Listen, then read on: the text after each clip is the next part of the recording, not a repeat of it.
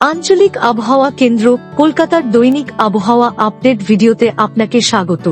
আজ রাজ্যের সর্বনিম্ন তাপমাত্রা ছিল দক্ষিণবঙ্গের শ্রীনিকেতনে ৮ ডিগ্রি সেলসিয়াস, উত্তরবঙ্গের সমতল অঞ্চলে আলিপুরদুয়ারে ৮ ডিগ্রি সেলসিয়াস, পাহাড়ি দার্জিলিংয়ে ৪ ডিগ্রি সেলসিয়াস।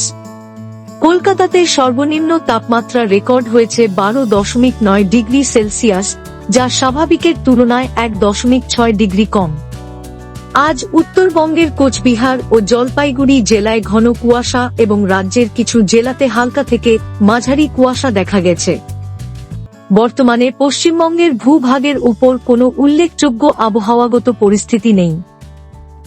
আগামী ২ দিনে সকালবেলায় উত্তরবঙ্গের জেলাগুলির ১-২টি স্থানে ঘন কুয়াশা থাকার সতর্কতা জারি থাকছে। রাজ্যের বাকি কোথাও আবহাওয়ার সতর্কতা নেই।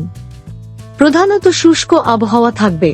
ঘন কুয়াশার সতর্কতার পাশাপাশি আগামী ৫ দিন উত্তরবঙ্গের জেলাগুলিতে এবং আগামী ২ দিন দক্ষিণবঙ্গের জেলাগুলিতে সকালের দিকে ১-২টি স্থানে হালকা থেকে মাঝারি কুয়াশা থাকার সম্ভাবনা রয়েছে। উত্তরবঙ্গের জেলাগুলিতে আগামী ৭ দিন এবং দক্ষিণবঙ্গের জেলাগুলিতে আগামী ৫ দিন ন্যূনতম তাপমাত্রায় উল্লেখযোগ্য কোনো পরিবর্তনের সম্ভাবনা নেই, তবে দক্ষিণবঙ্গে পরবর্তী ২ দিনে তা ধীরে ধীরে ২ থেকে ৩ ডিগ্রি সেলসিয়াস বাড়তে পারে। আবহাওয়া সম্পর্কিত আরও আপডেটের জন্য আমাদের অফিসিয়াল ওয়েবসাইটটি অনুসরণ করুন।